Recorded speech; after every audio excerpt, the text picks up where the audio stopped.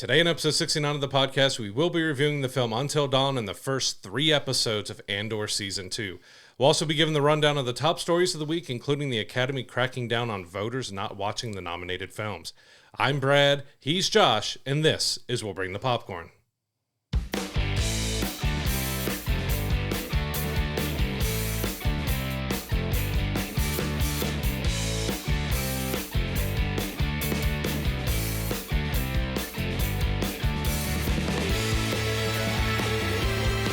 As always, before we jump into the news this week, please don't forget to give us a like and subscription on YouTube. Hit that notification bell so you're getting our episodes when they drop each and every Monday. If you're listening to us in the audio room, please don't forget to give us a 5-star review. It really helps elevate the profile of the show. And don't forget to go to willbringthepopcorn.com where you can get access to all of our archive footage, all of our social media information, as well as our merch store so you can continue to help support the podcast in that way. We can't thank you enough for your continued support. And this is your final reminder to enter our giveaway. We have 2 $25 Gold Star gift cards along with a bottle of Mike's Hot Honey and Extra Hot Honey. And we also have a movie trivia game for every single person that wins. So you have a really good chance of winning, so get your entries in. You have until May 3rd. We will announce it on the May 5th episode. So go to willbringthepopcorn.com/giveaway to get your entries in today. So we want to jump into our first news story of the week. And you mentioned it in the intro to the show, but it looks like the Academy, the people responsible for the Oscars and everything are finally cracking down on some Academy members who are responsible for voting for these awards. We talked previously before that, a lot of them were admitting that they weren't watching everything that they were voting on, and they were kind of just voting for their friends. Some of them were talking like, we don't really even watch animated features. We just kind of vote for one that we know. And it was kind of casting a little bit of a dark cloud on the awards and, the integrity of the voting. And it feels like the Academy has kind of finally put their foot down and have kind of changed what they want to do with the people that have the right to vote for these things. Yeah, you kind of expect with anything, there's going to be a little favoritism where, all right, my friend's nominated, I'm going to give them a vote, or I'm going to do this. But yeah, they were just flat out saying, hey, I didn't watch any of them. Yeah, I avoid the animated films. They're for my kids. So, I don't care to watch them. I just give a vote to whoever. And that's not right. I mean, this is the biggest award that you could win as someone in the industry. And so it needs to be done right. Like if you're, how many favorite films or actors or actresses or people that won it just because they're more known and people know it. Like it kind of takes down from them their reward because, like, hey, you didn't even watch a film I in, but you voted for me to win and stuff. And yeah, just how they so casually this past year just saying, like, yeah, I didn't watch them. I don't watch anything. I don't watch the nominees. Or they'll say, like, I didn't vote for this person because I think they already have an Oscar and they didn't.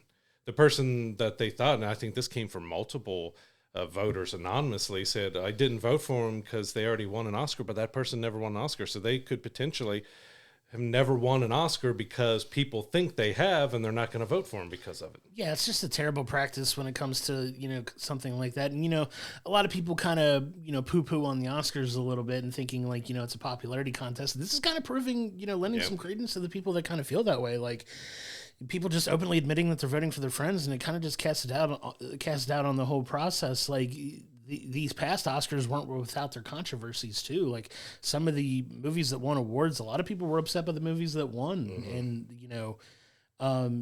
the film that just won Best Picture, I'm drawing a blank on it now. Honora, I believe is what it was called. Mm-hmm. Like winning, and a lot of people were upset about that. And Amelia Perez winning so much. It had a ton of controversy around it too. But it should go to, what people think is the best movie of the year, right? And I don't think that it's a fair practice the way that this was being applied for everything. And hopefully now we get a little bit more cleaner voting process going forward. Like they're even talking about taking some extreme measures, like at least for them, extreme's kind of a bold way of phrasing it, but like apparently they're supposed to be using this app to watch all the films so they can track that, who's watching and who's voting now, like for stuff like that. And if you don't use the app to watch something, you have to fill out a bunch of forms and stuff declaring where you were and when you watched it and where you watched it to kind of, alleviate you having to use this app to watch everything. And it's just, I'm glad that they're kind of putting their foot down with it, but we'll see how it all works out moving forward. Yeah, and they said if you don't use that app and if you don't fill out the forms to say where you watch it at, you don't get to vote. So it's good on them for doing it. It's definitely going to be interesting for like next year because of course Sinners is doing incredibly well right now, but the Academy has generally not been that favorable to horror winning anything. Of course, you have The Substance Sure. winning some things at the Oscars, and of course, Demi Moore won a lot of awards outside of the Oscars past that, but Sinners is one a lot of people think could be in a good running for a lot of stuff at next year's Oscars, so we'll see if that changes anything like that, because you do want it to be fair. You're always going to have those people, especially probably the older ones, who may not care. They'll just vote for their friends and stuff, but there should be some sort of fairness. There's always going to be that percentage that just do it based on who they know and who their friends are or how attached and tied to the productions they are, but this is a step forward towards making it a little bit more fair. Yeah, it's not going to be a perfect process, but if they clean up some of this stuff, and hey, if you're looking for an even number and a couple people, happen to not, pull their own weight, I got two guys right here that'll volunteer to, take on that responsibility too. So Academy, if you're watching, like, hook us up. We'll do you proud. We'll watch everything and,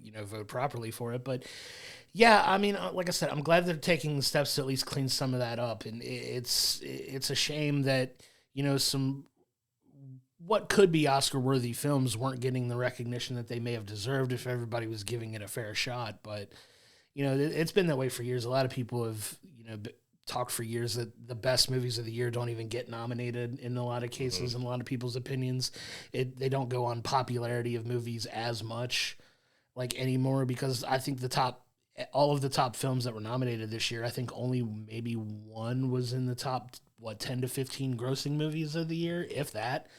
So it's not always resonating with the biggest audience, and I think that's something I hope to see them kind of marry moving forward. In some years it does line up, but there's some years where they're just like, okay, these are the best movies, but half of them are movies nobody's seen, and it helps shine a light on some movies like that, but at the same time, it's just like, you're not really taking a pulse of what people are enjoying as far as films go too, and I wish they'd find a way to marry that more often. It's almost, do they need another category for films? That's, you have the best picture of the year that's got its own criteria, but you have the biggest blockbuster of the year. Do you have the biggest something else, just something else? Because you're talking about taking potentially 100 to 200 films a year and breaking it down to 5 nominees, 6 nominees to try to choose one, while you have,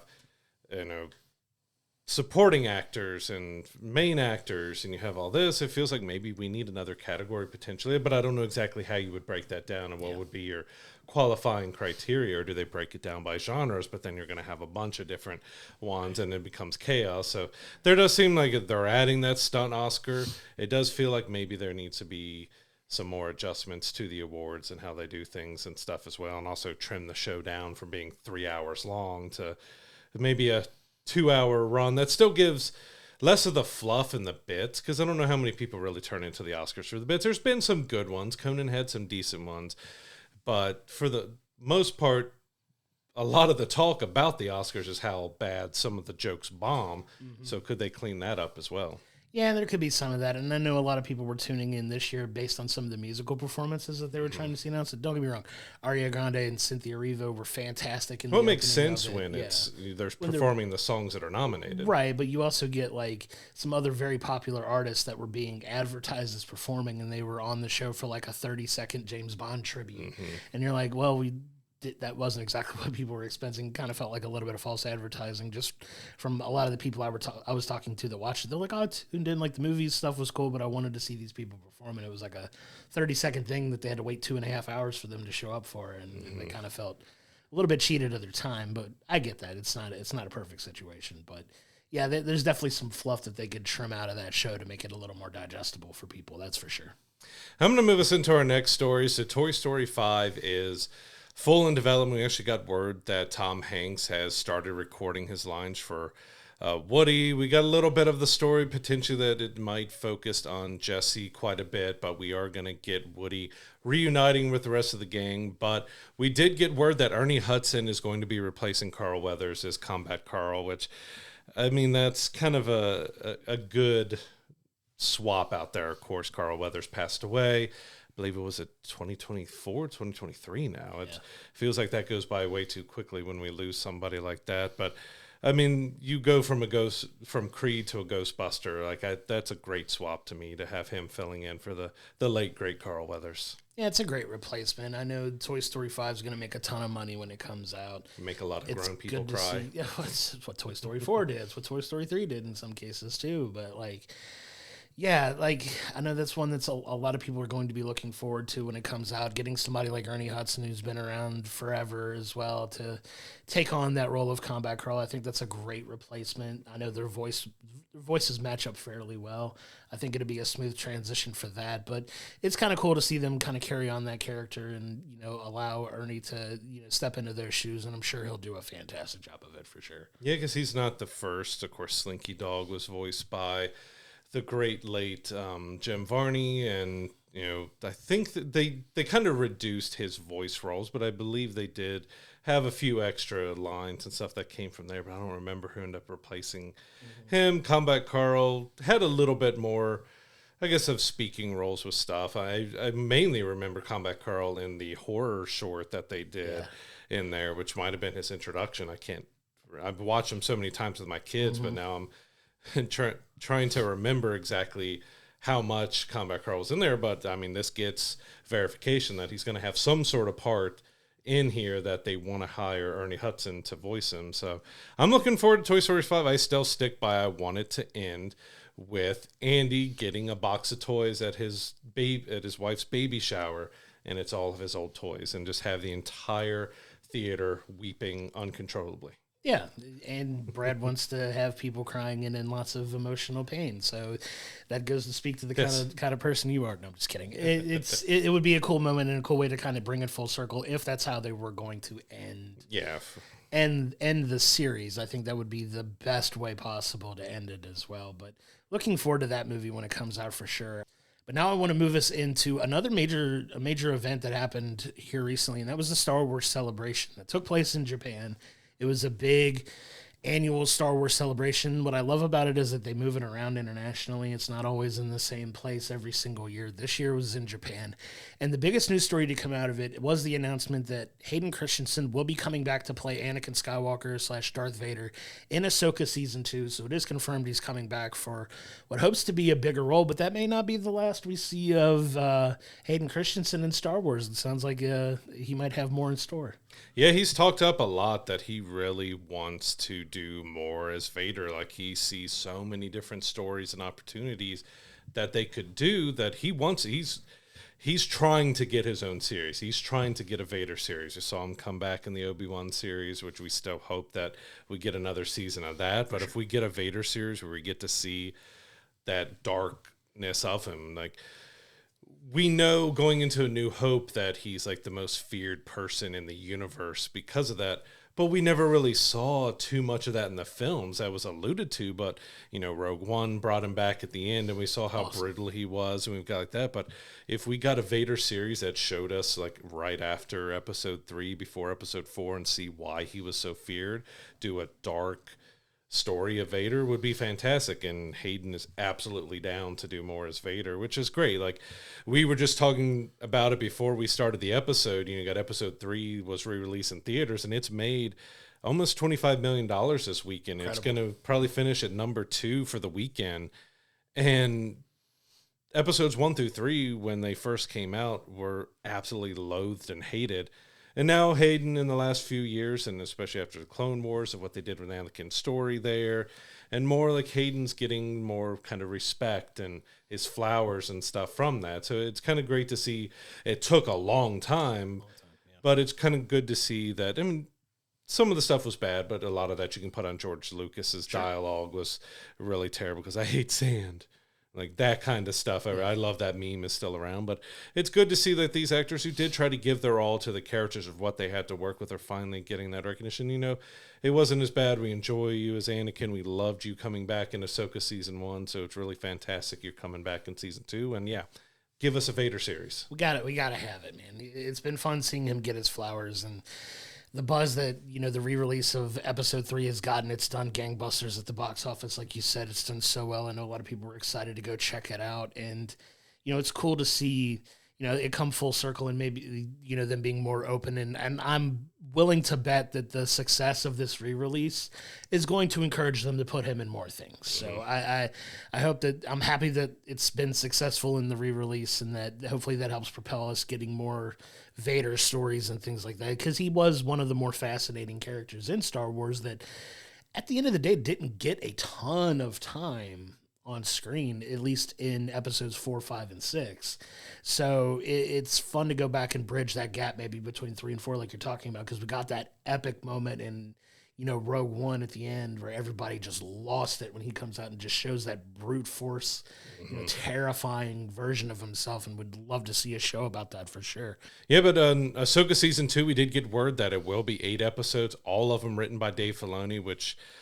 Now, as we talk about how fickle Star Wars fans can be, there's a ton of people hating on that idea that he wrote them all, because at first he was the savior of Star Wars, and now they're hating on his writing and everything else. Like, there's so many different aspects that come into something. Like, we weren't fans of The Acolyte, but we weren't trying to hate on anybody for it, but we wanted just to see there was so much potential in that series that we wanted to see a good story, and we just didn't feel like we got that. And I think Dave is a good creative and everything before it, and Ahsoka is one of his creations and everything else, so having him behind it, I feel very positive about that, and I'm looking forward to see what they do. And it's going to be interesting to see if we do get any other tie-ins to Clone Wars or other Star Wars stuff with that, because Ahsoka did touch quite a bit between Rebels and Clone Wars and stuff, to see exactly what they do with this character, because this could be the final season of Ahsoka, because there is that word that they will be doing a film that kind of wraps up Mandalorian and Grogu, Ahsoka, basically everything that they've done so far in the Star Wars TV realm, in that,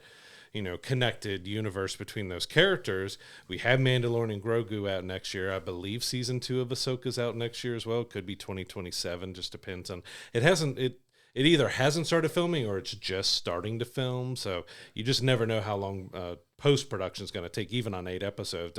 That's 8 hours of footage. It can take 6 months to edit a 2-hour movie, and you're talking about 8 one-hour episodes potentially. But it's going to be really interesting to see what they do with Ahsoka Season 2, and if this is the final season, where do we leave it? Because we do have quite a bit of mystery of where it left us, because we have... we've got actors being recast because they passed away, and it's going to be playing a bigger part in season 2. But it's going to be really interesting to see what Ahsoka season 2 is going to look like, and what exactly we get out of Hayden as Anakin or Vader. Yeah, it's a lot of things still to be determined, but it's exciting because it's all in the pipeline and coming, and we're looking forward to that. Another interesting bit of news that came out of that was, the Hughes brothers, who worked on, Watchmen and Lost, are in talks to develop a Star Wars TV series. Don't know what that's going to look like yet, but excited to have those people. Lost was one of the biggest shows for years on television, so getting them in the Star Wars room to see what kind of story they want to tell is exciting. There's also talk of Sam Witwer is returning to play Darth Maul in Maul Shadow Lord. That had a lot of people excited. Maul's one of those characters that was notorious for getting a very brief amount of screen time in Phantom Menace, but left a huge impact. So much so that they brought him back for Clone Wars and Rebels, and because everybody can survive being cut in half, right, in the most absurd way possible. But they brought it back and made it work, and he's just this beloved character, and getting that animated series as well coming out of that is another big win for Star Wars. Yeah, I'm looking forward to it, because they say they're going to use unused ideas by George Lucas that's tied to the characters, but also Star Wars. So we're getting some more of George Lucas in Star Wars here, which we really haven't had a whole lot since he sold it. So they said they didn't give too much away about it, and I don't want to talk about the few aspects they did, just to leave that open and stuff. But it's going to be really interesting to see what of George Lucas's that they're using, because we know he had an idea for like 7, 8, 9, what he would have done if he would have done those. So I don't know if there's anything pulled from there, if it's all still the prequel series era ideas that they have, or they're just maybe pulling from everything that they have from. But that looks really interesting, and I love Sam. I hope he gets to get his live action debut in Star Wars somewhere, because he was also, Vader's apprentice in the Force Unleashed games, if we ever get an adaptation of that and bring him live action into the Star Wars realm, but I'd love to see Sam get that opportunity. He's still got so many opportunities for voice acting. He's played the Emperor. He's done Maul. He's done quite a lot of voice acting within Star Wars, but I still would love him to get that live action. It's just something different that you get to be in person playing somebody in Star Wars. Yeah, and he's done so many voices over the years. It'd be great to see him get that chance. But it's time to get your shot glasses out and do a drink, because the last little bit of news that came out of it was, Dave Filoni was talking, and he mentioned that he would love to work with Takashi Yamazaki, obviously the creator and creative mind behind Godzilla -1, to work on a Star Wars project as well, and just kind of use his creative mind to develop something as well. And that would be a ton of fun. I know we've advocated hard for like a Star Wars horror element that they've talked about kind of up in the mix. I think he would be great in that realm as well, but I'd be curious to see what they could come up with together if he got put in the fold for Star Wars. That would be pretty cool. That was such a great way to bring Godzilla, because I mean, you got the Godzilla versus Kong or X, however you want to say the films. I don't think they've ever properly said how you say the Godzilla X Kong films, if it's versus, if it's whatever. But he brought Godzilla in a different way that was a harken back to the originals, but also made it a little more dramatic and heartfelt and everything else too. I'd love to see his take on something Star Wars. And like Dave said, he wants to give him like basically full creative control. I don't want to tell him what to do. I want him to be able to go in and do something, which would be fantastic. Give him a decent kind of, keep him on a small budget. He seems to excel with a small budget. Keep him with a smaller budget and let him go crazy and see what we kind of get out of it, because I think they would potentially be fantastic. We don't know what direction he could potentially take it in, which is also kind of exciting. Yeah, because you probably wouldn't be within the Skywalker saga or something else, or or who it would be about, if it would be about pilots or exactly what it would be. But it would be exciting to have him get a chance to do something, because he is a huge Star Wars fan as well. So I think if he has the opportunity to do it, he's going to do it. Yeah, and I hope something comes together to where they can get on the same page and work to create something really cool,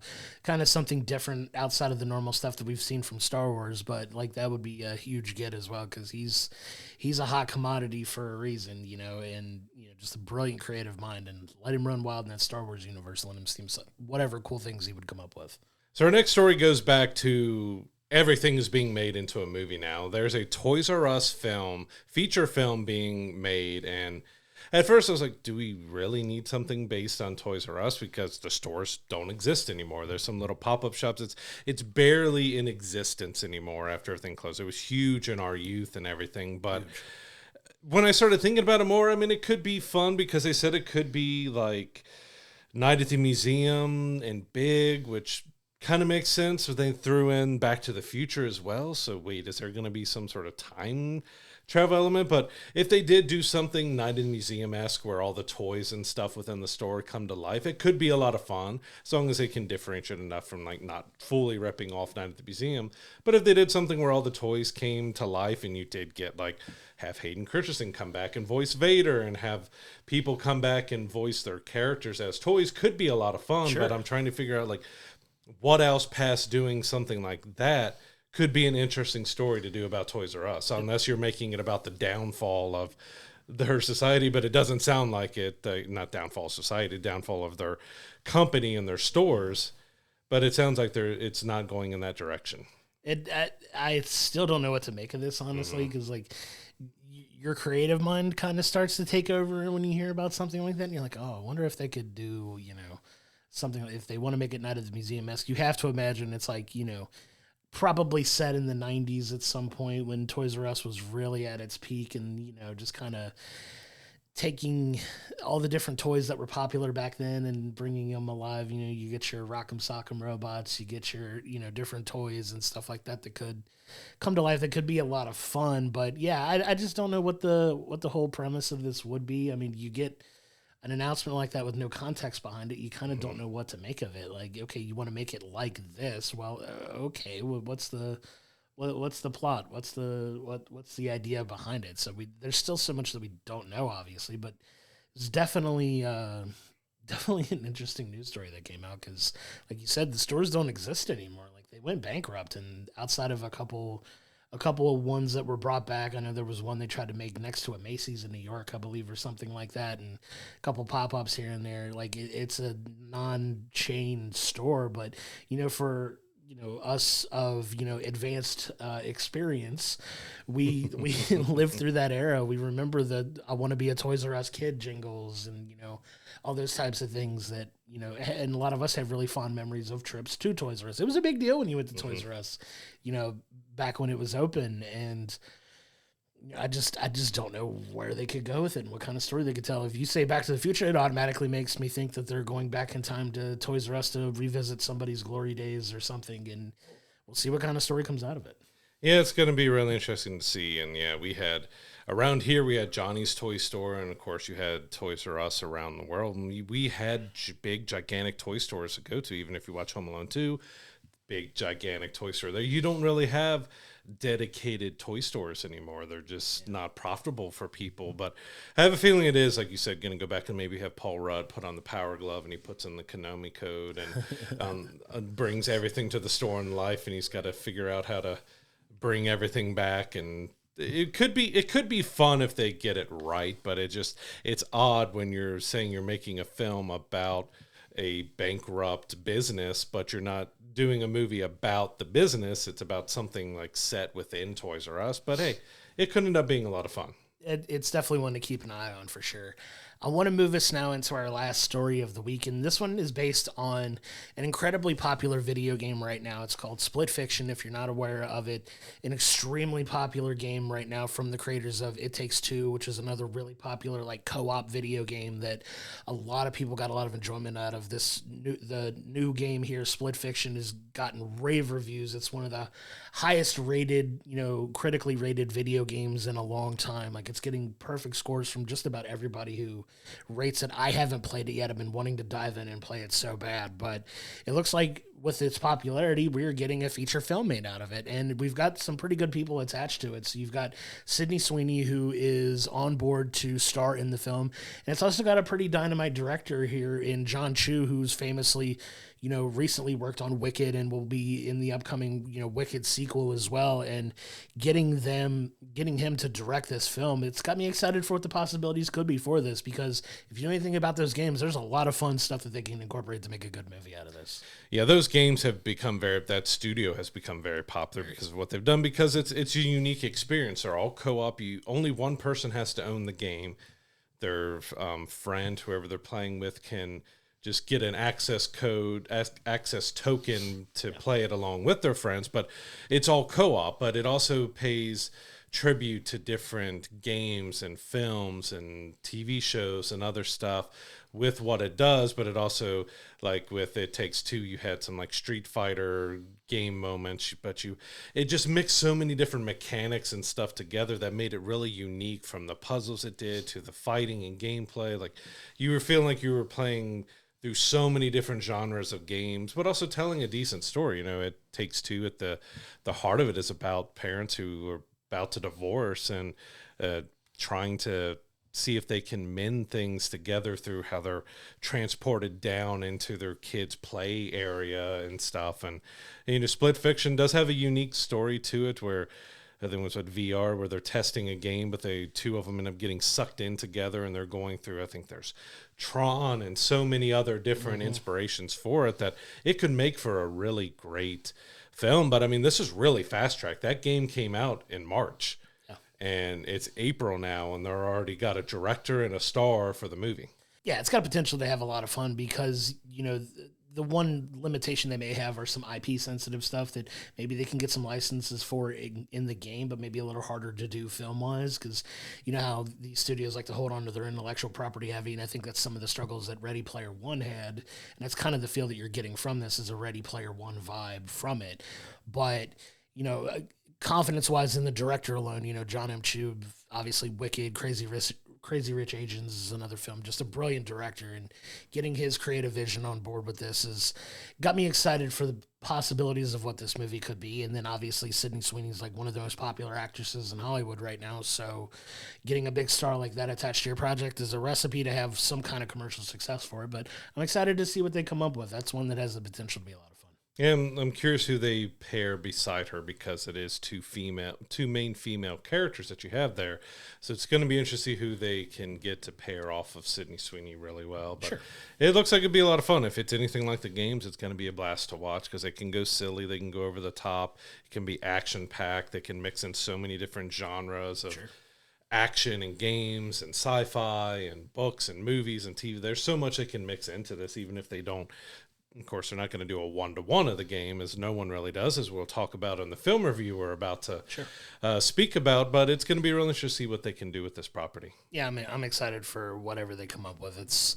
You got a good base for a really good story and a really well-done visual film that I think can have the potential to be really, really good if it gets the proper care that it deserves. So speaking of video game adaptations, our film review of the week is the adaptation of Until Dawn, which is a popular game series that was exclusive to PlayStation, also out on PC and everything. But this is a very loose adaptation of the story. It doesn't really follow the main line of the stories, but you get a lot of Easter eggs and everything else that leads you into the story. But because in the game, you have a group of friends who go out into the mountains, into a cabin to have a weekend, but there's bullying that happens of one of the girls, and her and her sister run off, and they end up passing away. In the film, we're already starting with someone being missing. So it's Clover's sister goes missing, and they're kind of going on a tour of everywhere where she last was. Their mom died, and she decided to split town, but they haven't seen or heard from her, so they head out, and they end up finding their way to her last known location, which ends up being this town that they probably shouldn't have never went to, and everything just goes haywire. And yeah, instead of this cabin out in the woods, you're getting a welcome center in the middle of town. But David F. Sandberg did this film. It's kind of a mix of so many different horror genres and stuff, because you get a look at, and we're going to do a little light spoilers, there's a little glimpse of almost like a big giant monster alien creature, and you get slasher elements. You also get like Groundhog Day meets Cabin in the Woods, because once they make it into this welcome center, they have to survive until dawn.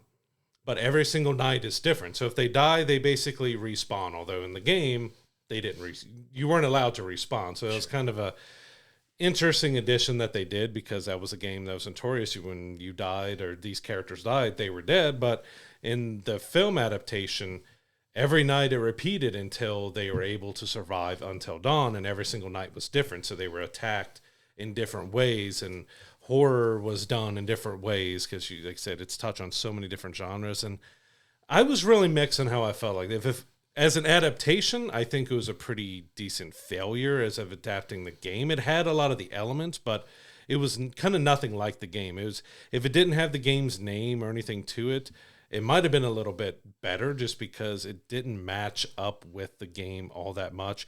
If you just went into it to look horror, if you love jump scares, because it is heavy on jump scares, and you love your gore, you might get some decent enjoyment out of this. Yeah, for sure. Like, I think in the end, it's a solid horror film.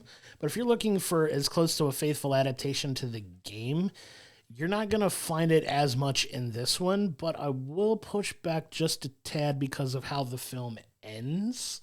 Yeah. That I think maybe could rectify some of that. And we'll get to that when we get to the end of the film. So there'll be a little bit of light spoilers on where the film leaves off. That, spoiler, if it's done well, there's probably going to be a second film like tied up that I think is going to push more of the game. But, you know, for this as a standalone movie, I think they do horror really well in this. Like, they call it Until Dawn in name only, but it's in the sense that that's kind of the end goal of the people involved in it, is to make it through the night and survive the night. And, you know, a lot of this is based on, and what they do, I think, a fairly good job of incorporating from the game into the movie is the psychological aspect of it, especially when you get to that exposition of, you know, this character that she meets at the gas station, who, if you've played the game, you know who he actually is and what he represents. And they do this, like, I think they do a fair enough job of going into the psychological aspect of some of that, like facing your fears and, you know, what drives people to react the way they do, kind of thing. And I think they do a fine job of kind of coming full circle on that by the end. But if you're looking for a solid horror film, it's got good jump scares, it's got a lot of good elements to it. Like, I had fun watching the movie. Like, I think it was a solid horror film. If you're going to expect a faithful film adaptation of the game, you're going to be disappointed in that. But I think on its own two legs, the movie was fine. Like, it was a solid film. I had no issues with the content of the story or anything like that. As I said, trying to judge it, it's an adaptation, but it's not really an adaptation. It's just basically using the name and a minor few elements to it. And that's where I'm kind of mixed on how I felt about it in the end, because if you took away that and it was its own thing, then it's a solid little fun horror film that you could do. But if you're viewing it as an adaptation of the game, it does have some failures with that, because the Groundhog Day element is not a part of the games. It's something they use, strictly for the film here. It uses a lot of horror tropes, so it's going over the standard dumb teen doesn't know what they're doing. Like, oh, hey, we're in a welcome center, the power goes out, we need to find a phone. Oh, let's go down in the dark basement. Yeah. Oh, I hear a noise, let me walk away by myself and figure out what that noise was. Yeah. It does use a ton of, it doesn't mean can't be fun, entertaining, but it uses basically every horror trope. And I even felt like there was some like Resident Evil kind of references, because there was that red typewriter in the basement as well, and even felt some Silent Hill. So it just felt like this amalgamation of so many different a bunch of Sony games stuff. And lots of Sony stuff. So that's where I was kind of mixed, because I did go in, I reviewed the story of the game and everything before I went in to see exactly how closely it was to it. And especially like the Wendigos, that was a big part of the game, and they're in here, but they're vastly different, because there was an emotional side to the Wendigos of how they were, chosen and how they became that, and the spiritualness of how they're possessed people that have been turned into these creatures. They do that in a different way in here, which it kind of works for their story they're doing. But again, if you're comparing it to the game, it loses a lot of that emotional impact. Like I said, the jump scares, they turn the volume up to like 15. They want to make sure they're getting those jump. A couple of them did get me, but it relies heavily on jump scares through it all. So if you're not a jump scare type of horror person, there's probably not going to be a whole lot that you may like out of this, because that is kind of its main bit of horror. Like I said, you get slasher aspects of it. You get monster creature, kind of zombie meets monster type of creatures with the Wendigos. They're kind of, a little bit of this possession stuff, but not too much. But you do get some of the story of the game. It talks about the miners. It talks about a few things there. You get some Easter eggs towards the end of some of the game characters and stuff. But like I said, it can be a fun little horror movie on its own, but as an adaptation, it is kind of a failure. Yeah, I mean, it's a loose thing if you're expecting it, but I think what they're trying to do is do a little bit more of a world building. This almost feels like a prequel to the game itself, like telling a narrative of a prequel prior to the game. And I'm going to jump ahead a little bit here, because we're not really talking about the plot of the film a ton, but by the end of the film, you get, some resolution for the people involved in, getting, like, working together to survive and get out and make their way on. But in the end, you're left with this lingering shot of, these cameras in Dr. Hill's office of these things that he's seeing. And it flashes to the cabin from the game, and it flashes to some of the things that you're used to seeing from the game if you faithfully played it. And I think what's going to happen is this is kind of a setup to set the stage for a second film that is a little bit more game heavy, potentially, that I think, and I think a lot of that could come from how they've marketed the film, because it doesn't really market itself as like a direct adaptation of it. It's kind of a loosely based adaptation with elements from the game that they bring into the story. I have a feeling if they make a second film, it is going to be more of the Until Dawn heavy story, where you see the allusions of the characters in the first film to the characters from the game that could be potentially showing up in the second movie. And for that, I wish they'd have done it in reverse. I wish the first movie would have been more of the game, and then the second one could have been a prequel to jump back to the early portions of it, where you get some of the intros to some of these characters and elements that you already knew because you had played the game and you'd seen the first film. And then this one was could have been like the second film that was a jump back, and it kind of felt a little bit jumbled and out of order in how they could have presented it. But I think that's where they're going if they make a second film. Because the lore and the world building that is closer to the game world it's touched on, and we get a little bit closer to it by the end, but there isn't a whole lot of answers of exactly what's going on in this. It's clearly setting up to do more because you don't know, without giving spoilers around, you don't know why all of this is happening. Still, like, that experiments, if you've played the game, it's all about experiments have been done on people. But this goes even kind of fuller out there when you have, like, this town is surrounded by a monsoon of rain that once you get through, you're kind of stuck in there. And there's supernatural elements, but the supernatural elements are never really gone into that much. They're just kind of, again, this is such you've got some Until Dawn, you've got a little Resident Evil, you've got zombie monster horror, you have the psychological horror a little bit, you got slasher horror, you even got, like I said, throw in Groundhog Day and Cabin in the Woods, a little Evil Dead almost as well, especially with them bursting out of the ground with their hands and stuff. Like, it's trying to feel like it's paying respect to so many different horror films and genres and games that it gets a little lost in exactly what it's trying to do. Because we haven't talked a whole lot about the story, but the story isn't overly that deep without going into the lore and the aspects that could spoil a little bit of the story. Because the majority of the film is they go into the Welcome Center, it hits nighttime, the hourglass flips over, and they have to survive. And it takes them a few times of dying to figure out exactly what's going on and how they're processing it. But then there's also a part in the movie where it just jumps. And probably some of the scarier elements were what was watched on his phone. Because there's a character in there, which is Abel, who records a lot of their stuff. And so it jumps ahead to where you don't know how many, they're counting days of how many times they've gone through that. There's a guest book with their names are written in it, and you can see how many times people have done it, and there's a certain number of times that no one's gone past. But when they get to showing the videos, there's a lot of creepy stuff, and that was presented really cool and neat how they did that. It reminds me of was it Resident Evil 7 where it was the VHS tapes and everything else. It kind of gave me a flashback to that, and there was some really creepy stuff in there. But I think that was the scariest stuff in the movie was that few bits of the recorded footage from the phone. So it was just, to me, it was such an odd mix of a lot of different things. It was still fun if I just turned my brain off to enjoy it as just over the top jump scare gore horror. I could have a good time with it, but my mind wants to compare it to the game, and that's where I have the trouble with it. Yeah, and I think that's where some people are going to kind of lose the plot a little bit. But I mean, at the end of the day, this is about girl's sister has gone missing. They're going to find her, and they find themselves trapped in this supernatural void of, this welcome center where they get experimented on, and their job is to find the creative way to survive the night.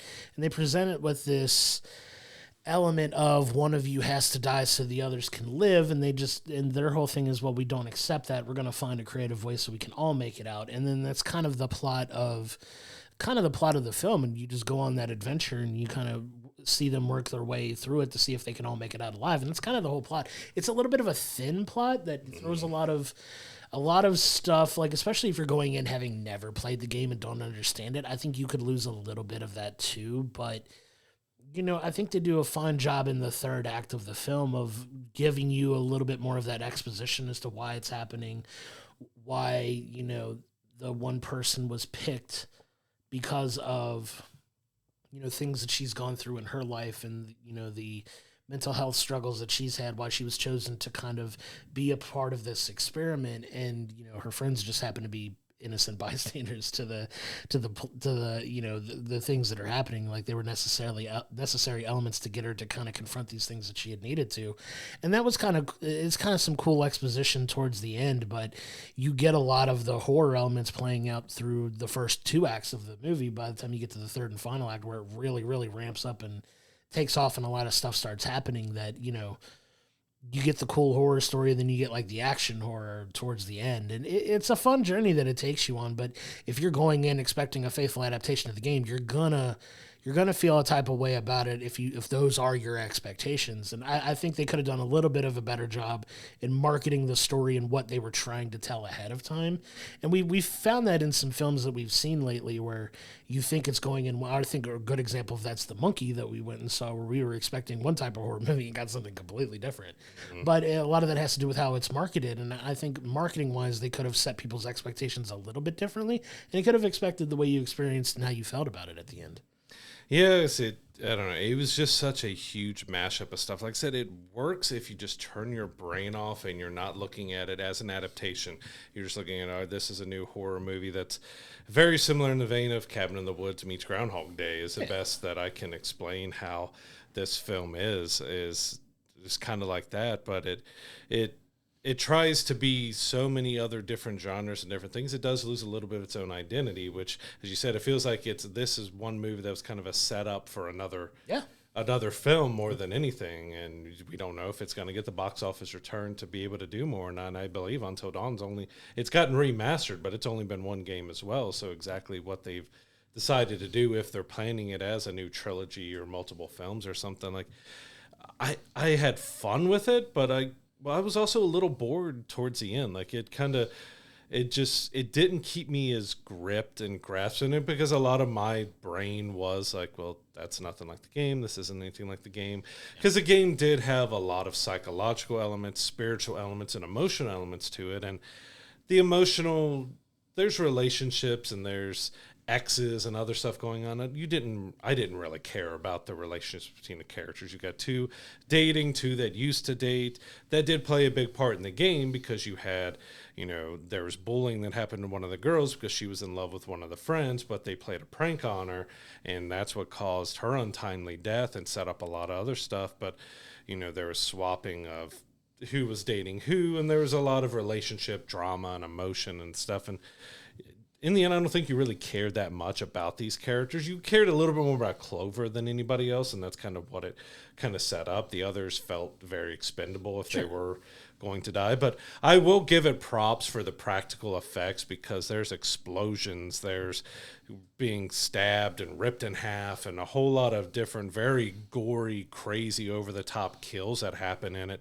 And the practical effects for it look great. Really solid, I think it really looked solid. Like it was, some of them did catch you by surprise when it happened. It's like, oh, okay. And then it just, especially the exploding stuff, and it just went like, all right, you like that? Here's this. And it just felt like, I know you're all going to enjoy this, so I'm just going to do it in ridiculous, crazy ways after this now, because that whole sequence was kind of wild and out there. Sure. Like it was almost a comedic bit in the middle of the movie when they did that. Yeah, I think just listening to how you've reacted to this, I think you were so strong in your expectations for this that I think you were let down a little bit by it, because it wasn't what you were expecting based on what you thought was going to be a more faithful adaptation of the game. I could tell 5 minutes into this movie it wasn't going to be a faithful adaptation of the game. And I was kind of able to disconnect my what I know about the game from coming in there, and it felt more of you get exposed to some things throughout that are from the game. You're like, okay, I see the incorporation here, but I think I was able to kind of detach myself from that expectation fairly early on in the movie, when it was very clear that it wasn't going to be what the first game was. And then I felt a little better about it by the time you got to the end. We're like, okay, I see where they're going. Like, if they make a second film, that's probably going to be more of the narrative from the game adapted into the film. And, and I can see why that could bog down your experience with the film and your enjoyment of it a little bit. And I found myself able to kind of really detach from that super early on when I saw that it wasn't going to be what that was like.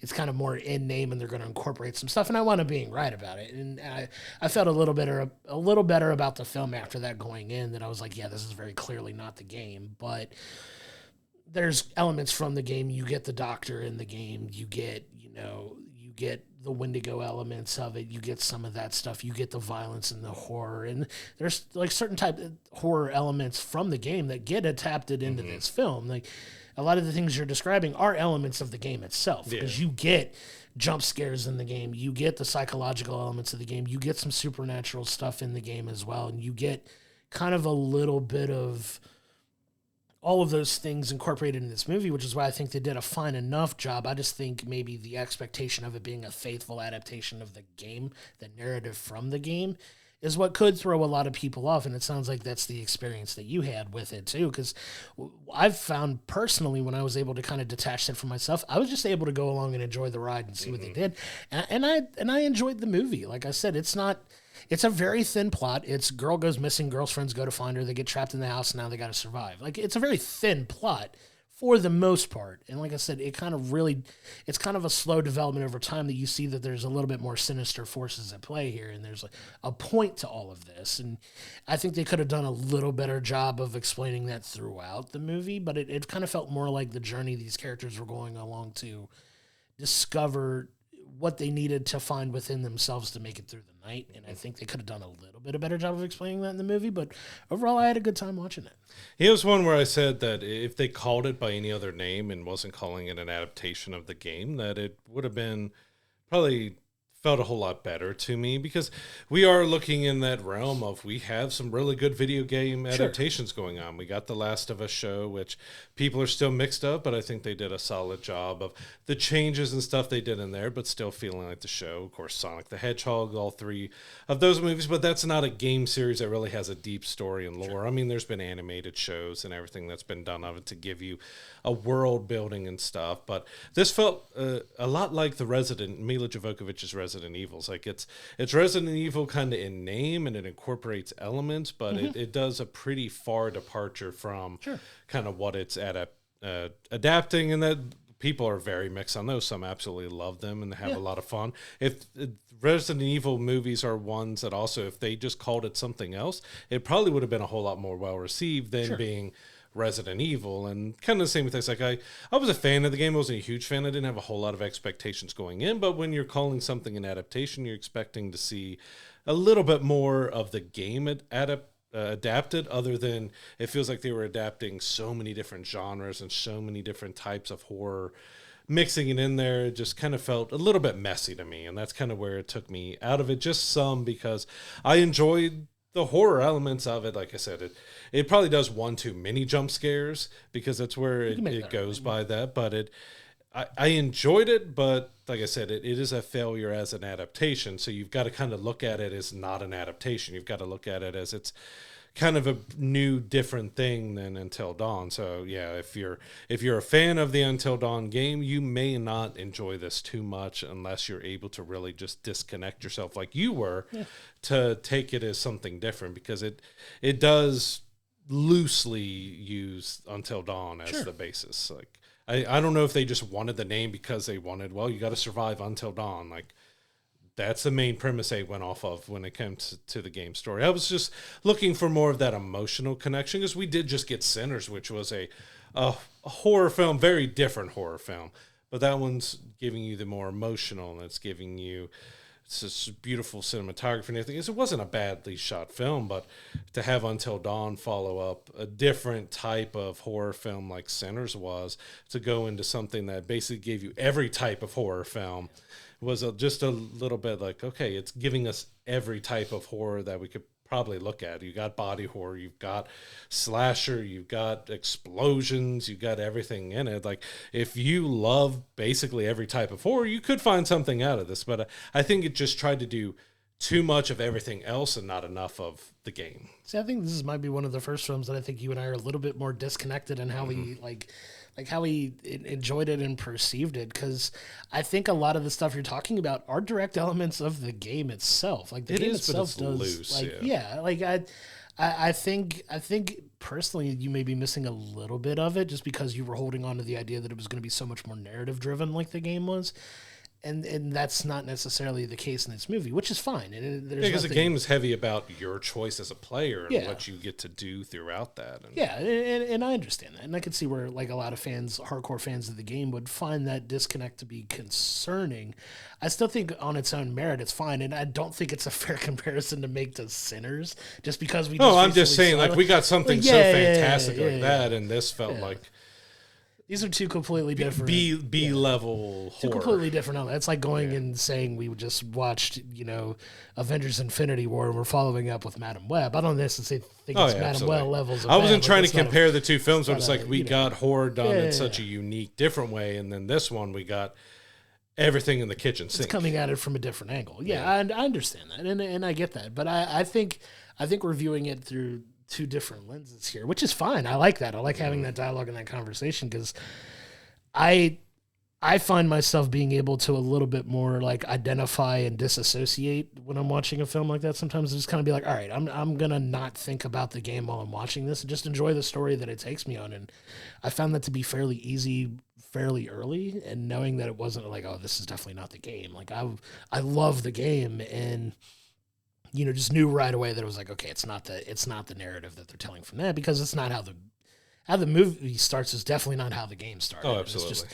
two completely different stories, and I'm like, okay, this is going to be a lot looser than maybe I thought. And, for that reason, I was able to just kind of just go on the journey that they were taking us. And they do incorporate elements of the game into the movie. That it's all there. It's just not done in a way. This was going to be hard to adapt into a film anyway, because there's so much player-driven things that you can do with the story of the game that you don't have the option of doing in the film. Obviously, you can have people make certain decisions in the game that affects the way the narrative is told in that game. What's really fun about the game is you could play that game 5 different times, and it goes 5 different ways. Endings. Yeah, like it goes 5 different ways. I think by the end, you get to kind of a similar place with the ending. The ending's fairly similar depending on the choices you make throughout the game. You get to a certain point, but that's the fun part of it, and that's why it's so hard to adapt into a movie. But I think they did fine with the elements of the game that they incorporated into it. It's just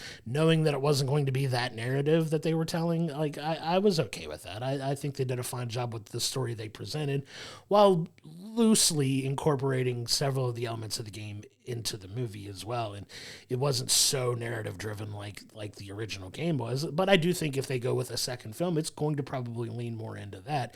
So I'm a little more forgiving of it in that respect. But yeah, it's interesting to see your take on this for sure, because I really feel this is the first time. I feel like when we get to our rating here in a second, like we're going to be further apart on this rating than probably, I think we've been for any other movie we reviewed. Which is fine. And everyone I love that. I love that. Yeah. I love that we're on different pages on this, because it feels like you and I are so in lockstep, because for a lot of films we are on the same page with the way we see things. And I think for this one, it's fun to kind of talk about the disconnect that you and I have had.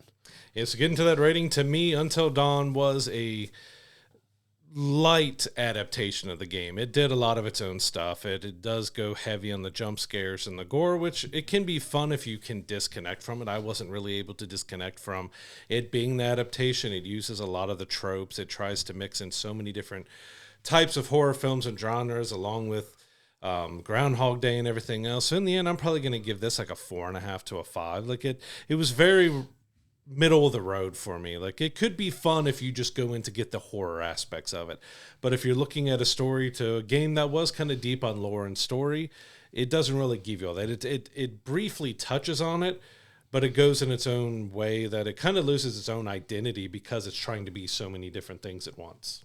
Yeah, and I viewed it from a completely different lens than I was able to disassociate from the fact that it wasn't the narrative from the game, and they do a fine job of incorporating some elements of the game into it.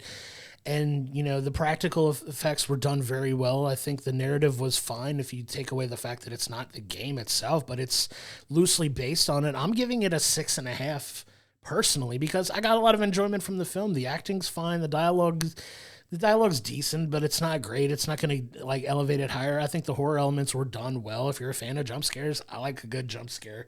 They do that in abundance here. You get a lot of that from the game. So there are elements of the game that they do incorporate well.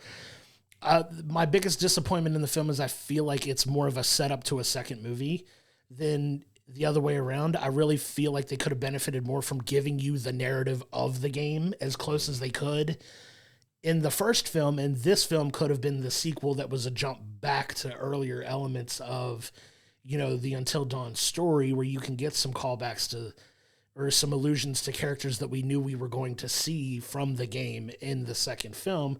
And if they'd have done that one first and this one second, I think people would probably be a little more receptive to it. But I enjoyed the story. I enjoyed the the journey that it took us on. I'm giving it a solid 6.5 for me. Not the best horror film I've seen. It's not the best horror film I've seen in the last couple weeks by a mile. But I got a lot of enjoyment out of this, and I think if you're a fan of horror and different elements of horror being incorporated into a film, I think you'll get some enjoyment out of it. Is it a perfect movie? Absolutely not. Is it going to be my favorite movie of the year or on my list of favorite movies of the year? Definitely not. But I enjoyed the film for what it was. Yeah, and I can respect that. Like I said, I didn't connect as much to it. I felt like there's too many tropes that they were just repeating stuff that we've seen 100 times. I think it had fun aspects to it, but it just, like I said earlier in the review, it just kind of left me a little bored. But Until Dawn is in theaters now. If you go check it out, come to our Discord, come to our socials, come talk to us about it, because we do both feel, as you can see between our feelings on it, that there's going to be a lot of differing opinions on that, depending on if you are hardcore into the game, if you're not, if you're hardcore into horror. There's going to be a lot of differing opinions on that, which a lot of horror is. A lot of horror can be all over across the board on how people feel, and ones that you may love may be hated by most everybody else. So everyone's going to get something different out of this film, which I guess in the end makes it closer to the game, because everyone had a different experience playing the game from each other, because every decision was based on what you, the player, made and how you felt, and there could be hundreds of different endings. So there was different endings to how we felt about this film. Yeah, I love it. I love having the dialogue about it. Come to our social medias and tell us whose rating you think you side with the most. Do you think you viewed it similar to me and you're right, or similar to Brad and you're wrong? But let's go and let's talk about it. I'm totally kidding. But no, like, I love having this dialogue because, like I said, it's so fun when we're on different sides of something, as opposed to when we see things very similarly. And I think you and I fall into that. We're so similar in like our senses of humor and our personalities that I think we see a lot of films the same way. So I get a lot of excitement when we think about things differently like this, and I think it creates a really fun conversation. And I was happy that we were able to kind of have this back and forth about it for sure. So yeah, now let's take us into our TV review of the week. We have the returning Andor Season 2. I'm so excited that the show is back. Season 1 was absolutely fantastic on Disney+. You're getting now 3 episodes a week for the next 4 weeks to kind of tell this story of, the beginning of this rebel alliance and this rebellion against the Empire kind of taking shape, taking form, and eventually it's going to lead up into the events of a Rogue One, a Star Wars story that, is very polarizing for a lot of fans. A lot of fans think that movie is absolutely brilliant. There's a lot of fans that just despise that movie for whatever reason. I'll never understand it, but, it's Star Wars. Nobody hates Star Wars more than Star Wars fans, as we love to say. But this show now picks up with, a little bit of a time jump here. You get Cassian is now kind of like a leader in this rebel alliance. He's kind of rolling into this character that we know that he is from Rogue One, like this leader in the rebel alliance. And you get him starting out here in episode 1, getting ready to steal a TIE fighter basically from the Empire to kind of help out with the rebellion. And it really jumps off there. He's trying to get back to, Bix and some of his, friends that we see from season 1 here. And it really starts to take off there because you get this really fun sequence of, you think he's going to have this awesome takeoff with this plane and he's just going to zoom out and steal it and everything's fine. And then he hits the old classic, think you're throwing it in drive, you throw it in reverse and backs it into the wall. It was a very jarring, funny element that you don't get a ton of in this type of show because it is so serious and dramatic, that it was a fun little jarring comedy moment to kind of get me in the right mindset for the rest of this run of these first couple episodes. But it was just so funny how they started it. It looked like a TIE Interceptor, but when I looked, I think they called it a TIE Avenger or something else. It all had different names. So it looked very similar to an Interceptor, but it wasn't. But yeah, you don't. It's a very kind of dark story overall. You've got the Empire just choking people out here, not knowing how they can survive, because we get 3 different stories that are happening that are all interconnected, but you've got Andor's journey, you have Mon Mothma, her daughter is getting married, but there's a lot of political undertones and back and forth conversations happening there. And then the third is with the Empire. They have their goals set on a certain planet to do some stuff with. And that was kind of more of the strange elements. Like, I love the first 3 episodes, but when you think about it, like every 3 episodes, we're moving on after this. We're moving a year or more. I think it's a year after every 3 episodes. So whatever happened in these first 3 episodes, it matters to what's going forward, but we're kind of leaving it behind. And it was really interesting by watching the first one. It felt a little slow with setting it up. But by the time they got to the second and third, the third one really had a big payoff for everything. And also had one of the, probably the craziest scenes that has been in Star Wars, is dealing with a dark subject that it's kind of been alluded to and around in Star Wars a little bit, if you want to look at, and we'll talk about it later, but it was dark.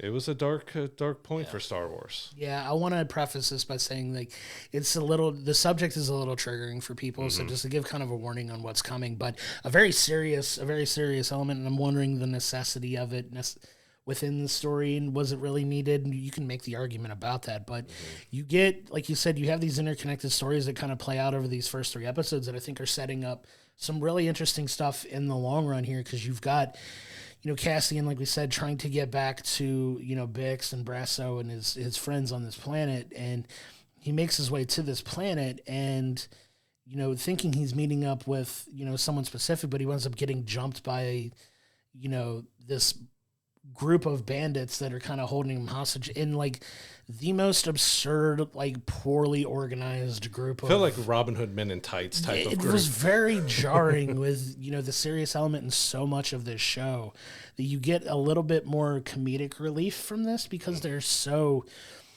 not well organized. They're not the smartest, group of people to kind of take him, and you feel like Cassian gets bested by these guys. There's no way this is going to last, but you get that playing out for a couple episodes here, where they kind of capture, Cassian here, because he's outgunned 15-20 to 1 here. He's also dressed full Empire gear because he was stealing. He was the infiltrating TIE fighter there, and he's trying to convince them that he's not this pilot I'm a that rebel. can help him. Like, I've been, they get to the point where he's like, he realizes who they are, what their group was. He was like, "We've been helping you. Like, what are you doing? Like, why are you holding me here?" And, like, these guys just don't believe any of it, and have their own infighting and inner rebellion that they're dealing with. And it was just so absurd. But yeah, you get some really fun elements for this group that was just it was needed to kind of cut through a lot of the seriousness of a lot of the other stuff that was going on, that I didn't think I would enjoy it, but after watching it, I think I appreciate that kickoff to this season for where Cassian was and where he was trying to get to. That really helped kind of cut through some of the real serious stuff that's going on here.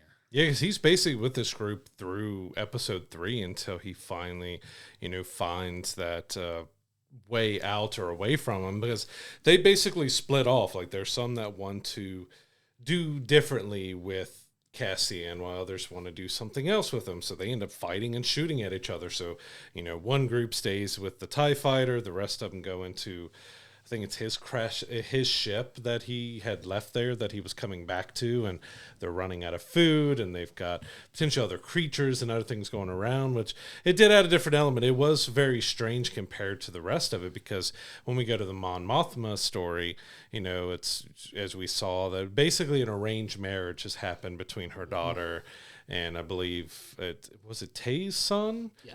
That they were going to, but we get here and everybody's showing up. Luthen's showing up, and he wasn't invited. Mon Mothma's like this, but you even see a little separation and a little darkness between her and her husband, because he makes a dark joke about, like, Tay being her boyfriend and her lover and stuff. And there's definitely some rockiness going between their marriage and everything else there. But I have to give a ton of props over to Genevieve, who was Mon Mothma. I think she was absolutely fantastic through these first 3, especially when you get to the final episode, the 3rd episode here, of where she's, talking to her daughter about stuff and how it was for her and her mom, and how she's trying to be all this and pouring her heart out, and her daughter gives her such a harsh, sharp response, and then she kind of spirals from there, and we get the dancing and the drinking and everything. I think she did such a fantastic job in these first 3 episodes, because you can see in her face and her eyes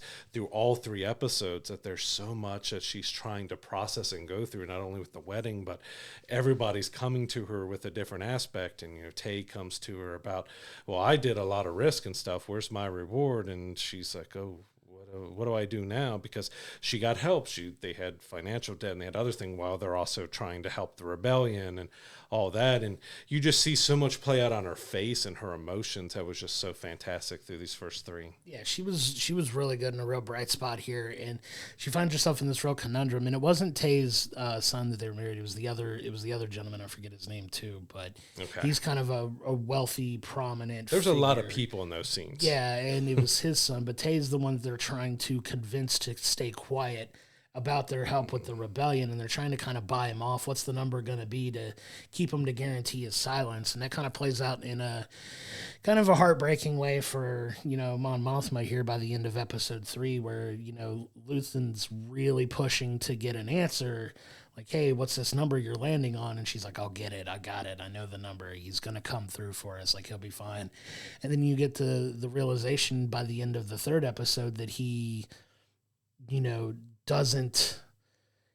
he's not convincing enough of the fact that he's going to remain son. So it kind of forces their hand, where you see, him eventually being quote unquote taken care of, and we don't really get like a resolution for it, but you get kind something of was going to happen there that didn't happen.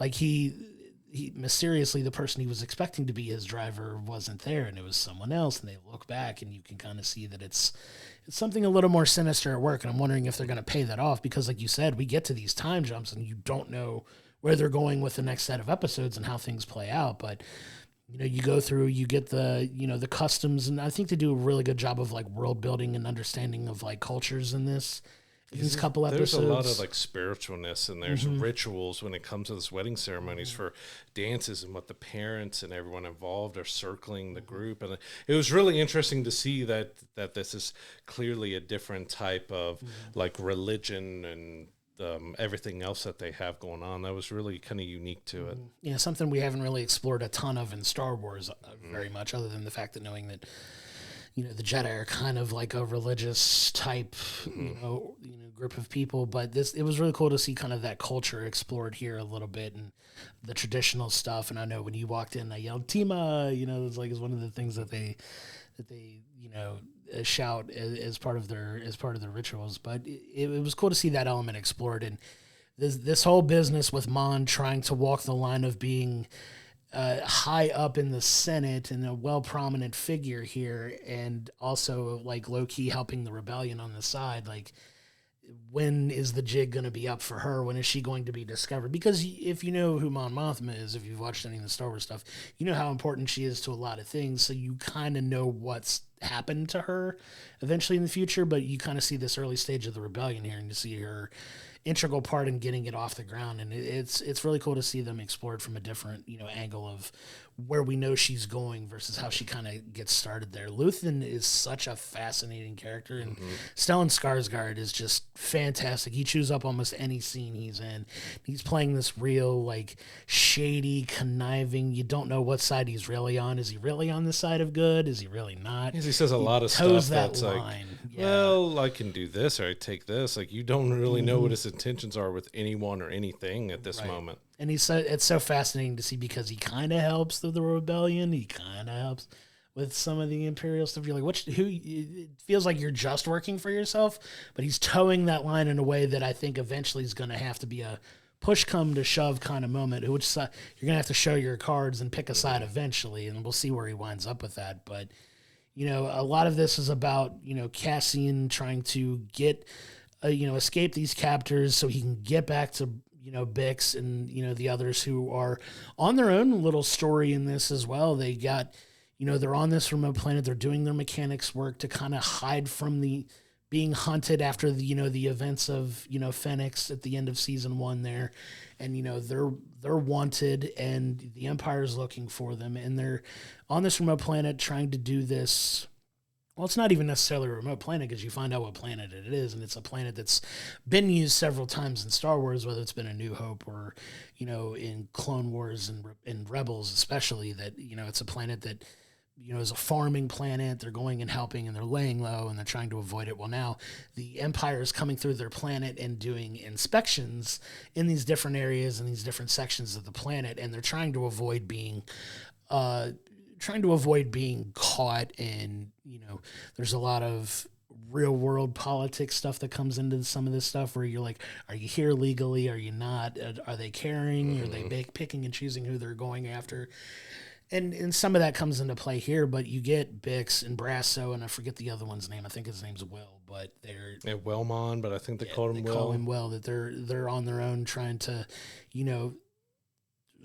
round up some rebellion help as well, while also waiting to hear from Cassian because he's supposed to make his way back for them. And it's a real interesting story that plays out on that planet that leaves us with a little bit of heartbreak by the time we get to the end of the third episode. But they have quite an experience on this planet too. Yeah, and this was the element that we talked about that could trigger some people, because we get the first initial visit by Kroll, who is a Empire lieutenant, and he comes up to talk to Bix, and he's being very creepy, asking these creepy lines about her husband, and she's out here alone, and all this other stuff, and you get a bad, creepy feeling about this guy, and then they leave, and then it's not until the crux of everything that he comes back, and they're there to do the immigration check and everything else, and he splits off again from everybody else to go to Bix, and that's where, he attempts to rape her. This is a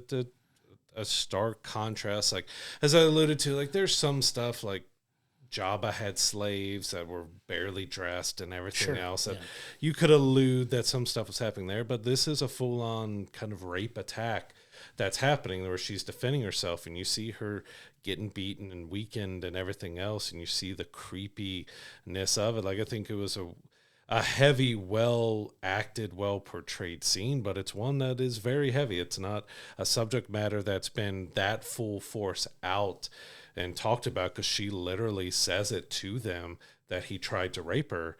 That it was something very heavy that you weren't expecting in this episode, and as you alluded to, was it something we exactly needed? Like, I think it was well acted, but was it something we needed to have in here? Especially because we're going to have a 1-year time jump after that episode.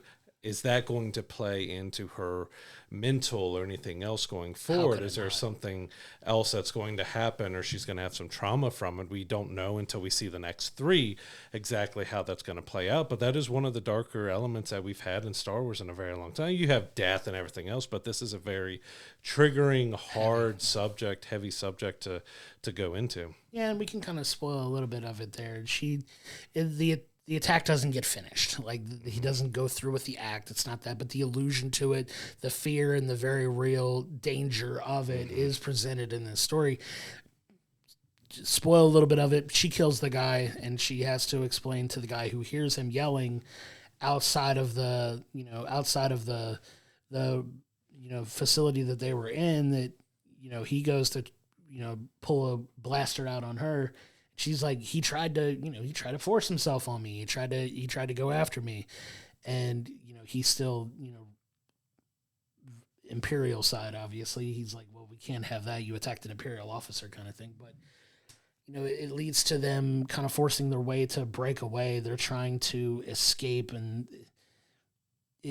there's this whole convoluted, is their friend helping them? Is he not helping them kind of thing? Like, it leads to them trying to make a break for it and escaping the planet without being caught. And they eventually, Brasso eventually gets rounded up by, some Imperial guards, some stormtroopers. You get some stormtroopers here finally, and he tries to make a break for it, and as he's making a break for it, you get the returning Cassian on his ship. Some like, great action sequences. Fantastically shot stuff where you see the little individual targeting of people and him, using the blaster from the thing to kind of help his friends. But as Brasso's making his break on his speeder, you don't see it until Cassian takes out all of the Imperial forces on the ground, that you see the crash landing of the speeder, and he goes and finds his friend Brasso, who was a very prominent figure in season 1, doesn't make it to the end of episode 3, but he does finally get reunited with Bix and Will at that point, and the episode ends with them really just getting on Cassian's stolen ship and taking off, and them having to leave Brasso behind. And you see the very like stoic nature of Bix with what just happened to her, on top of losing her friend. Thankful that she's reunited with Cassian finally, but you do have that real element of what just happened with them and how much it's going to weigh on them with the time jump. Is there a strain in the relationship with Bix and Cassian at this point because of what happened?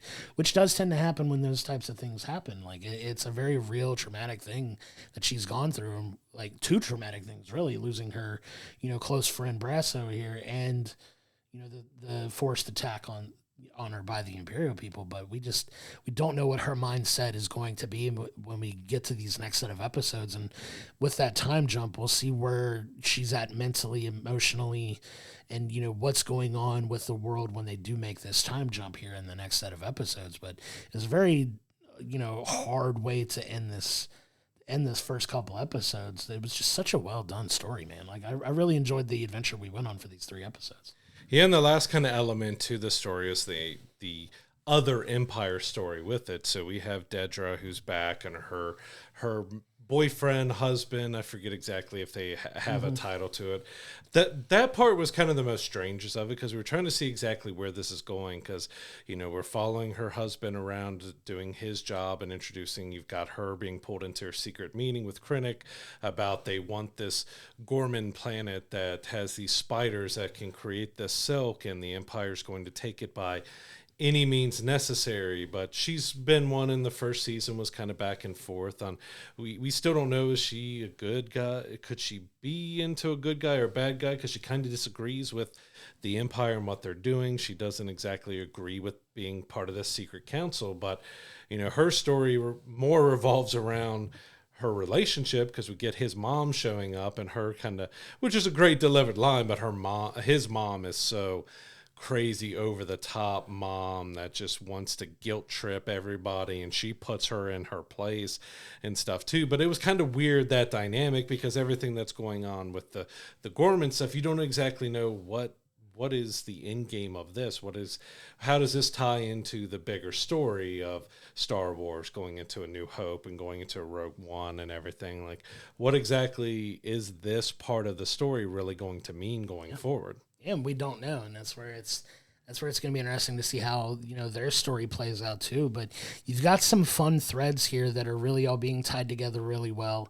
I'm excited to see where this time jump takes us and where we move forward, because you've got some real serious things in play. Where is the Rebel Alliance going to be a year from this point? Like, you have everybody so scattered out that they really haven't been able to collectivize and come together too much. But you've got all these people off doing their own thing. When is Mon Mothma and Cassian going to finally interact? When are all of these people going to come together? Because you have by the end of this episode with Mon Mothma, you have Tay being taken away, and she's kind of coming to grips with that, and she's going through with still the ritualistic stuff from the wedding, and trying to drown her sorrows while dancing through the night to give the illusion that everything's okay when everything's really not, because she still has a role to play in this to get as much information as she can to help the Rebel Alliance. So she has to keep up face while very much dealing with the emotional toll of losing, potentially losing somebody like Tay, who she tried really hard to get on her side, but couldn't because of his own insecurities and his own obliviousness to certain things. And it was just, it was kind of fun to see his inability to see the bigger picture with a lot of things and how that's played out for him. And we'll see what fate he meets by the time we get to these next set of episodes. But these people are going to be in a very different place in this next grouping of episodes, but I'm here for it, man. I'm excited to see how they bridge that gap and where we wind up going in this adventure that they're taking on. I thought this was a great first 3 episodes so far, because it was a really good way to set up. You have a little bit of that levity that you need from a lot of the serious stuff that's going on. You get a little bit of the lightheartedness in this story with, Dedra and everything that's a little, not so much comedic relief, but it feels like a very real world kind of story where you have, the guy with the overbearing mother and the wife who is going to have his side and help put the mother in place to kind of check her to keep everything harmonious, and their own, both of their personal idiosyncrasies that they have and their personalities and how they mesh, and what makes both of them tick. It's a fun story that they're telling with him too, and I'm excited to see where she winds up in all of this, because you can kind of see elements of her going full good, but you can also see something crazy happening that pushes her very violently the other way. I'm kind of waiting to see how they play that out. Just where do I purchase my floating DJ droid? Right. Can I get one? I want one. Yeah. You get some fun stuff like that. Like it's the contrast between the three stories was so different because, and Cassian's part started off kind of comedic with the ship and with the group of people that capture him. And then it becomes a little more serious when he's fighting in action and he's going to save Bix and them. And then, Mon Mothma, you can see she's trying to be someone in the Senate and a mom and a wife and a rebellion leader and all that. And she's being pulled in so many directions. You're getting more depth and emotion because she's kind of spiraling out of control a little bit. She's like, everything is kind of going wrong. She feels like her marriage is falling apart. Her daughter kind of almost looks like she resents her now and doesn't like that, and her allies with the rebellion are kind of doing stuff without her or threatening her or wanting something else. Like she's really losing control on a lot of aspects, and that's really going to be fun to me to see, how do we get from this Mon to the one that we know in A New Hope and stuff. And again, she was so fantastic. She was one of the highlights of these first three. She was so good. But then you get to that Empire, like you got that kind of weird that, we're showing how do you have a relationship within the Empire, but that that's got to pay off with something later on. We just don't know yet what that's setting up. And then we don't know exactly what Gormon's setting up. Like why is this material so important to the Empire? Because we don't know, is that how they make something like the AT-ATs or something in future. We don't know exactly what they have planned, but they say they're going to take it with force, however they need to be, but only the people in that room can have any knowledge about it. So is it even something that's sanctioned by the Empire? Is it something Krennic is doing on his own? There's a bigger mystery with that side of it that we don't know. But I really enjoyed these first three episodes. It had a little strangeness with that Empire stories and stuff, but Andor has such great cinematography. It looks gorgeous. It looks great. I mean, the special effects, the costume design, just the colors and the feel of everything just looks incredible. It had some great action scenes. Like I really enjoyed what they did here. Like Andor season 1 was fantastic, and season 2 is looking like it's keeping that same. Like it is one of the best things that Star Wars has put out in a long time, not only visually but storytelling.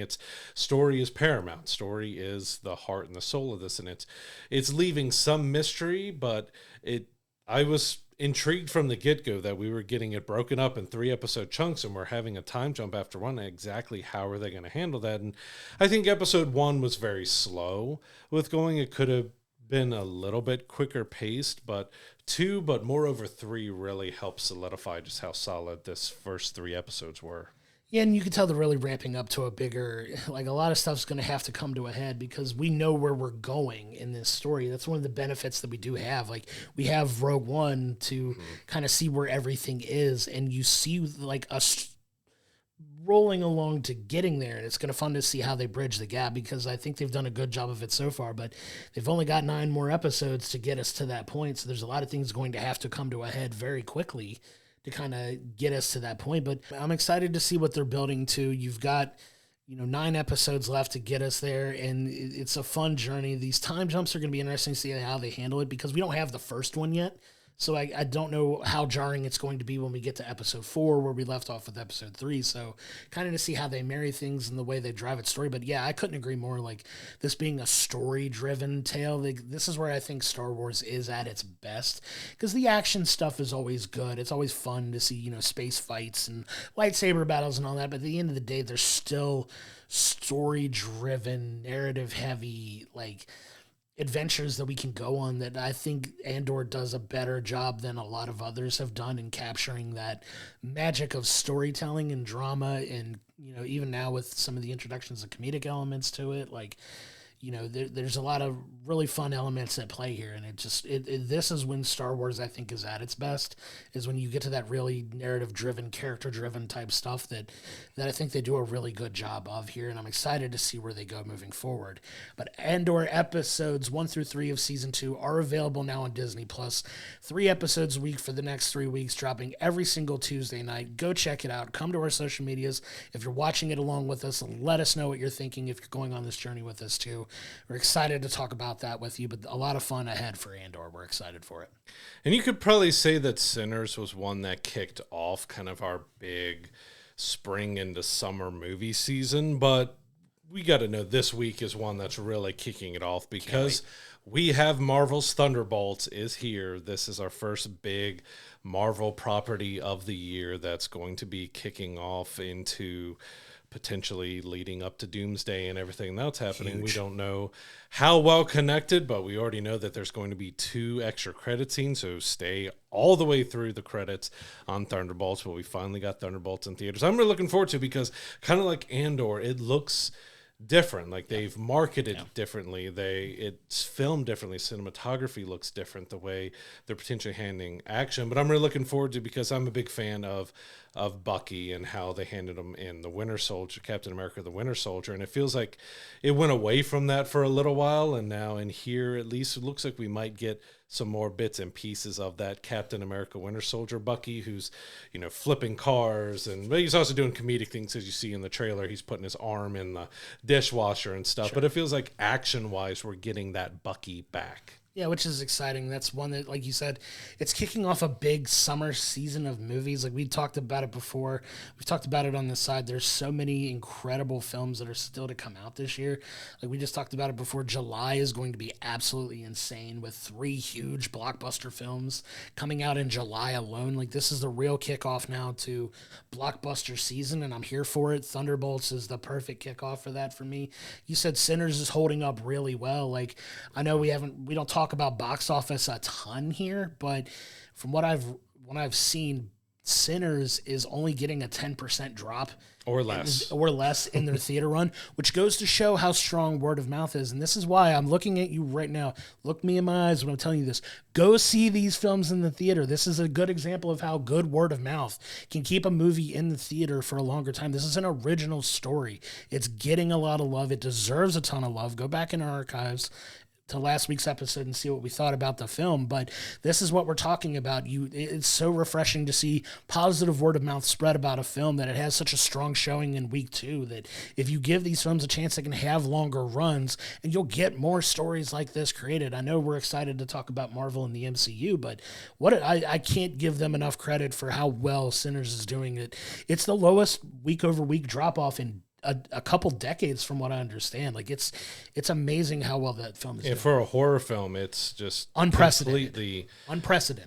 Just all expectations, everything, like from what it's making, what it's going to do. Like it's been incredible. And I'm with everybody else with a little shame on Variety with how they tried to paint Sinners. Like, terrible. Well, it did this, but it still has a lot to go to meet its budget. And like most, you could call it a blockbuster film, but most films like that, an original film, they're not making their budget back. There's very few films that make their budget back in the first weekend, unless you're Avatar, but although Avatar's like $500 billion for the production on it, or a Marvel film, a big Marvel film like Endgame or Infinity War, you're not making your entire budget and everything you spend on the movie back in the first weekend. That's why multiple weeks are important, but for them to kind of talk a little trash, like, oh, you're terrible. Not getting your budget back and stuff like that. That's horrible reporting.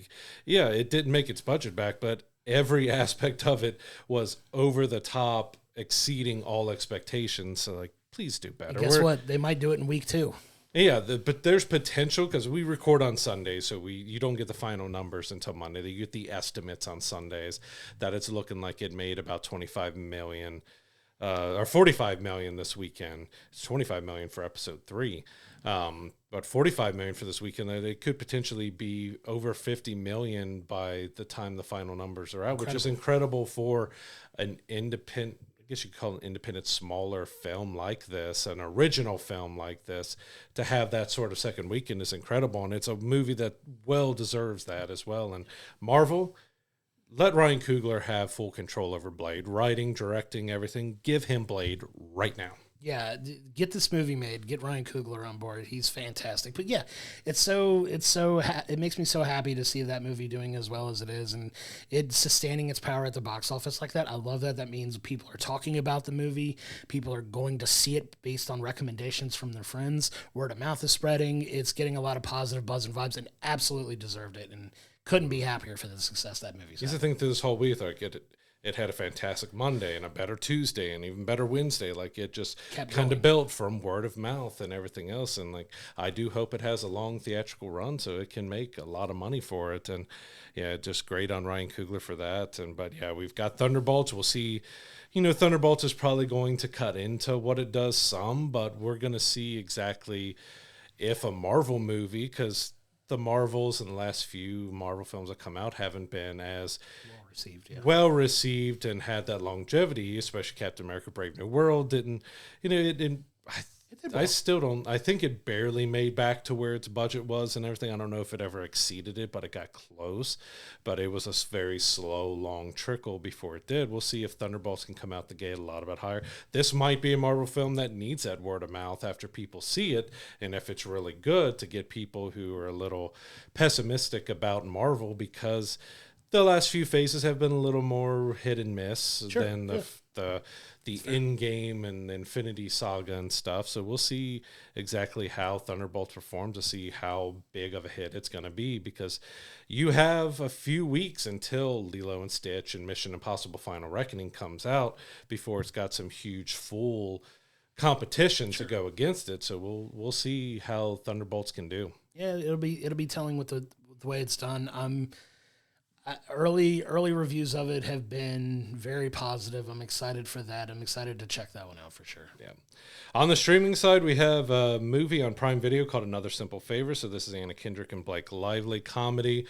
Again, there's so much controversy around Blake Lively and stuff. We'll see how this performs for Amazon or not, but that will be out on May 1st. Yeah, definitely one to check out for sure. I haven't seen a trailer for it yet, so don't exactly know what it's about, but I mean, you got two very high-profile actresses in it, so it's definitely one to check out for sure. And we've talked about films being able to have that longevity in theaters to make their budget back and make some money. This is an example of another one that really only got the 18-day window because it came out on the 11th. It's dropping on April 29th. It is Drop. It's just the iPhone airdrop horror film that we both kind of thought was going to be interesting. We haven't had a chance to check it out as well, but again, 18 days and it's already on demand. I know, it's a shame, but it's one that I definitely plan on checking out when it comes on demand. On the TV side, we have the season 2 debut of The Walking Dead: Dead City on AMC on May 4th. Again, I still haven't gone back and finished the last season of The Walking Dead because I just kind of got a little disconnected from it, and I haven't got into any of these spinoffs because I haven't finished the main series. So it seems like it's doing well. All the spinoffs seem to be being well received, so it's starting to get that itch back to go back and finish The Walking Dead and see if I do in it. But The Walking Dead is one of those prime examples where you're almost maybe doing too much because it's really hard to stay invested for some, especially if you have busy lives and families and everything else, to stay connected because there's so many different series. I mean, you have the main Walking Dead series, you had Fear the Walking Dead, you had, I forget the one that was even shorter lived. Then you have the Daryl Dixon spinoff, you have this spinoff. There's so many different shows to try to stay up on. I mean, if you're one like, Rick and Michonne, which I haven't watched yet either, it's like, it's overloading to some. Like, well, I want to watch everything, but how do I have time to watch 15 series?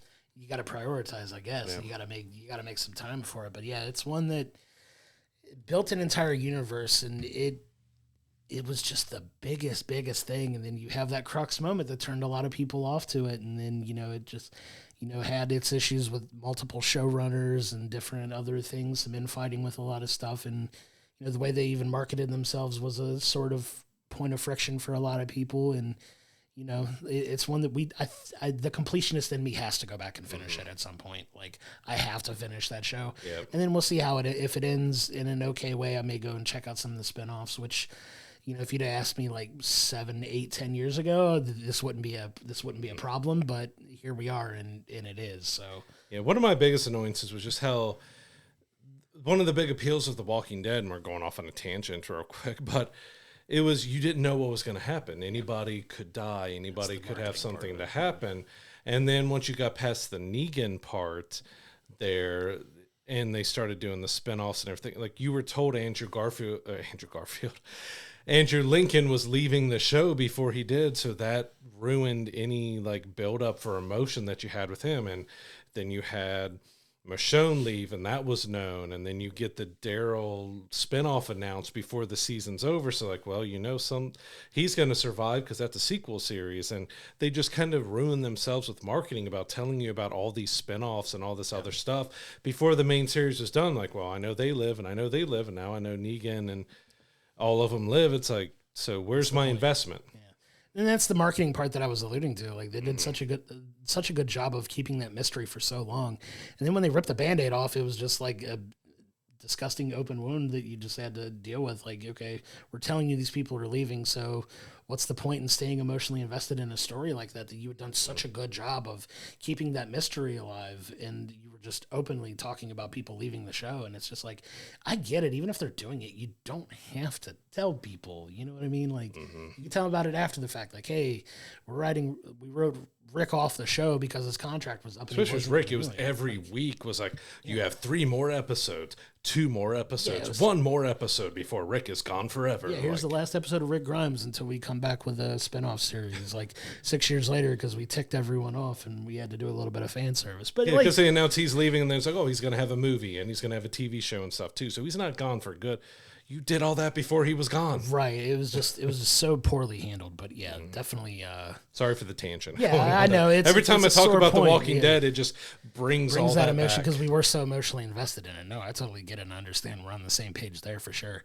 But that's going to do it for this week's episode. We can't thank you enough for your continued support as always. Coming up next week, we will be reviewing Marvel's Thunderbolts with an asterisk. So we'll talk about that hopefully next week. And we're also going to be talking about episodes 4 through 6 of Andor Season 2. Excited to continue that journey as well. But until then, I'm Josh, he's Brad, and we'll see you next week.